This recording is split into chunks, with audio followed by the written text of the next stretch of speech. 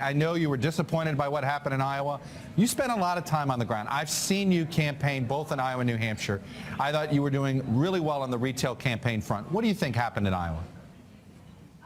Well, I'm not disappointed by Iowa. Are you kidding? I beat Mike Huckabee, who was polling way above me and who has now withdrawn from the race. I beat Kasich and Christie, who spent a lot more money there than I did, and in at least the case of Christie, had the backing of the governor of the state. I'm tied in delegate counts with Jeb Bush, who spent tens of millions of dollars in that state. And by the way, I'll remind you, I came from 17 out of 16. Less than 4% of voters had ever heard my name. 8 people have now dropped, many, many governors among them. And I'm continuing to build support and momentum and really looking forward to Tuesday.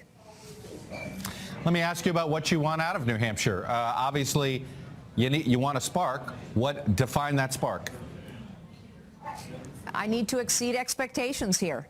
And I've exceeded expectations all along. I mean, I know the media likes to play this as it's a 3-person race. All they look at is polls, which is silly. What we have now is an 8-person race. And I'm extremely well positioned in that 8-person race. I have more cash on hand than Christie and Kasich. I'm polling above Carson. I'm on the ballot already in 32 states. We have a ground game in 12 states. And I have come from further behind than anyone else. So I'm going to continue to exceed expectations here in New Hampshire and beyond. Now, I know you weren't pleased with the way the upcoming debate is being decided, who gets to participate. Explain. Well, you know, the rules keep changing. The rules keep changing. The media sets the rules. And originally, the rules were set because media companies said, well, we can't have 17 candidates on the stage. We can't have so many candidates on the stage. Well, now we're down to 8. And the rules keep changing. And it just seems odd to me that someone who is polling above people on that stage, someone who has more cash on hand than people on that stage, someone who has a better ground game than people on that stage, someone who's on more ballots than people on that stage. It seems odd that with 8 candidates left, they certainly can fit 8 podiums on the stage, that I'm the only person being excluded. Do you think that a candidate who gets a delegate ought to be on that stage? I believe there's going to be candidates. Well, yeah, are there any candidates without delegates that are going to be on that stage?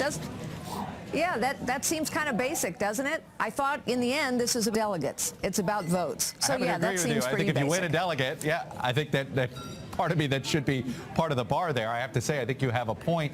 What is the explanation that you're getting that getting a delegate in the first contest doesn't qualify you for this one? Well, you know, we've sent a letter to the RNC, and we'll see if they step in. I hope very much they will, because, you know, it's the RNC's job to make sure that voters hear from their candidates. It's not the media company's job. It's not ABC's job. ABC set these rules. Many things have changed now. I mean, we have fewer candidates. People have dropped very quickly now.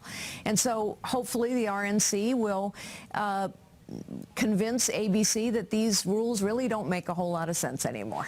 Maybe you could tweet out, Chuck, you know, you get a delegate and you get to be on the stage.